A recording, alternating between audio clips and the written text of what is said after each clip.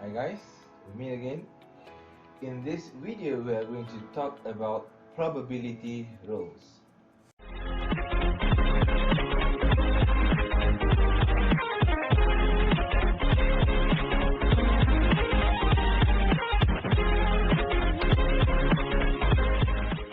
There are actually 4 basic probability rules, and these rules are useful in solving probability problems and in understanding the nature of probability. In other words, if you have a number that did not follow these rules, we can't really consider it as a probability. So let's see what kind of rule that they have in probability rules. So we have the first probability rule. Okay, the probability of any event E, right? Probability of E is a number, either a fraction of or decimal, between and including 0 and 1. So this rule states that our probability cannot be negative or greater than 1. So let's look at the second rule. So if an event cannot occur, then the probability of that event to occur is equal to 0. PE equal to 0. So of course, if an event is actually impossible to occur, we are going to say that the probability for it to occur is 0. Now let's look at an example. If a single die is rolled, what is the probability of getting an 8? We know that for a die, the normal die, we have number 1 until 6 in that die. So the probability of us getting 8 is just impossible. So of course, right, the probability is equal to 0, right, reflecting to our second rule. So let's look at rule number 3. If an event E is certain, right, which is opposite to rule 2. So if that event is certain, then our probability is equal to 1, because it is certain to happen. So in other words, if you encounter with a probability of 1, we can say that this event is absolutely will occur for sure, right?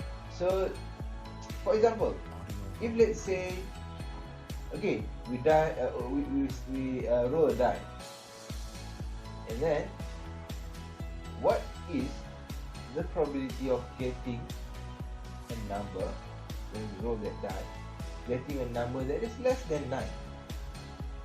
Right, again, we know that the number that we have in our die is 1 to 6. All of them are less than 9. So we can say that, of course, we are 100% sure, or our probability is 1, right, that the event or the die that we roll will get a value that is less than 9. It is certain. Okay, now let's look at the last rule, probability rule 4. The sum of all probabilities of all the outcomes is 1.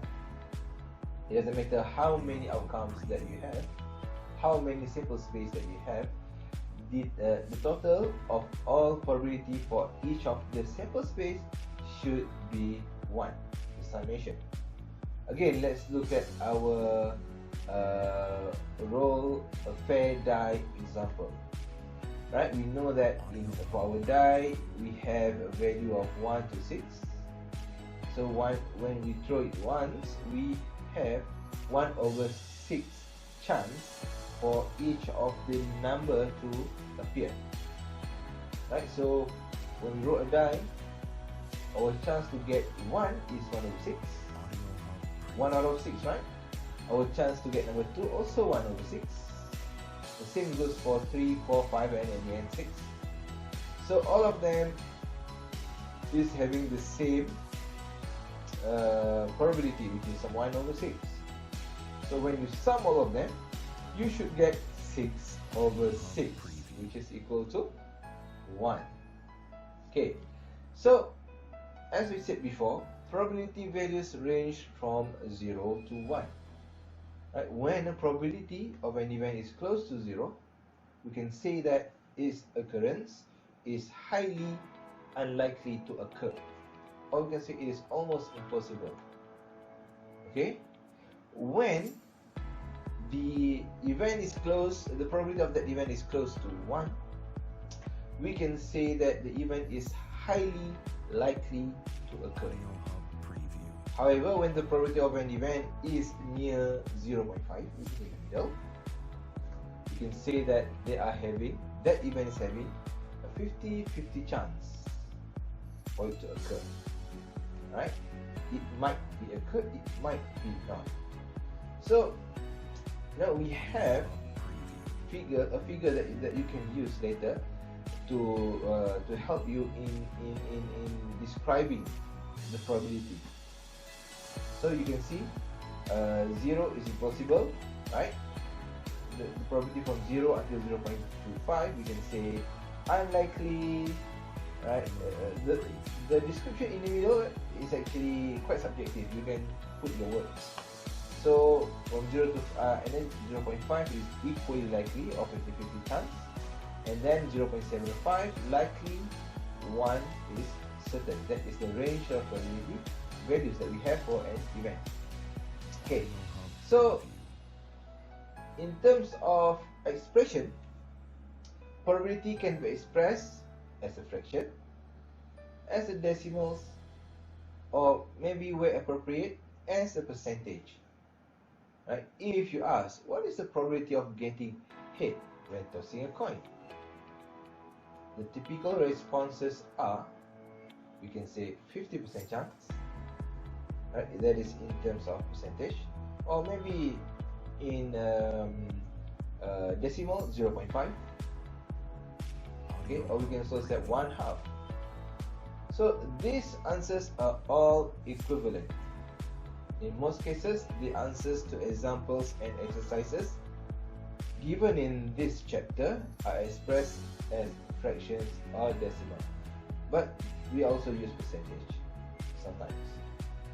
Right? So in our next video, we are going to start discussing on probability distribution, which, as I said, the gist of this topic.